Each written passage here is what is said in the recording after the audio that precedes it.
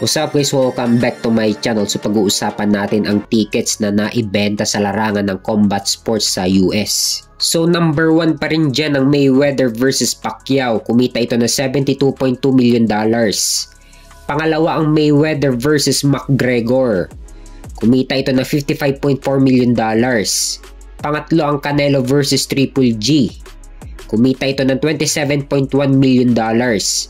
Pang-apat ang Canelo vs Triple G2, ang rematch nila. Kumita ito ng $23.5 million. Pang-lima ang Tank Davis vs Ryan Garcia. Kumita ito ng $22.8 million. Pang-anim ang UFC Noche Spear. UFC ni Dana White at ang Riyadh season event ni Turki Al Sheikh na nagsanib puwersa para sa event na to.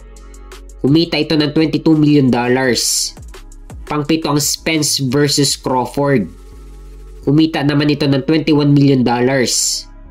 Pang-walo ang Mayweather vs Canelo. Kumita ito ng $20 million. Pang-siyam ang Mayweather vs De La Hoya. Kumita ito ng $19 million.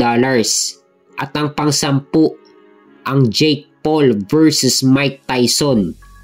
Kumita naman ito ng $18.1 million. So number 1 pa rin ang laban ni Floyd Mayweather kay Manny Pacquiao na kumita ng $72.2 million.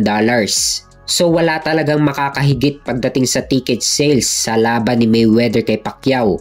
Kaya tinawag na pay-per-view king si Floyd Mayweather dahil bukod sa number 1 siya pagdating sa ticket sales, apat sa naging laban ni Mayweather ay nakapasok sa top 10 sa ticket sales. Number 1 kay Pacquiao, number 2 kay McGregor, number 3 kay Canelo, at pang-4 kay De La Hoya. Ibang level talaga si Floyd Mayweather pagdating sa bentahan ng ticket.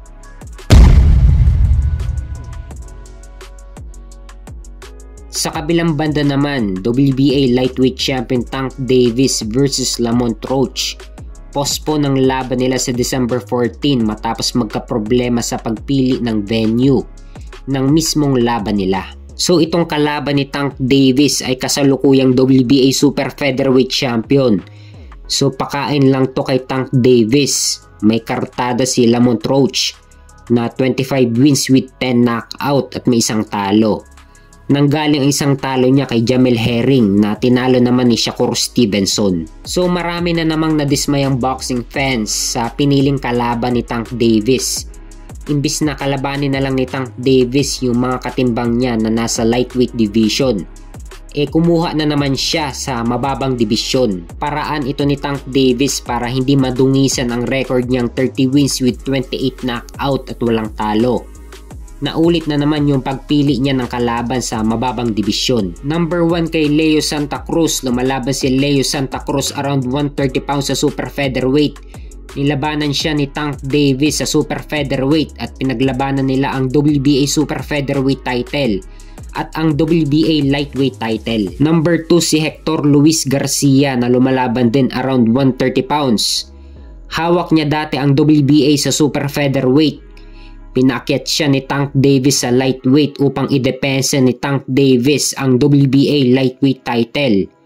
Easy win para kay Tank Davis. At ngayon naman si Lamont Roach na kasalukuyang may hawak ng WBA super featherweight title. Pinaakyat ulit ni Tank Davis upang idepensa ang kanyang titulo. Mas okay pa sana kung kalaban na lang ni Tank Davis yung mga nakarank sa kanyang titulo sa 135. Tulad nila William Cepeda at kay Floyd Schofield.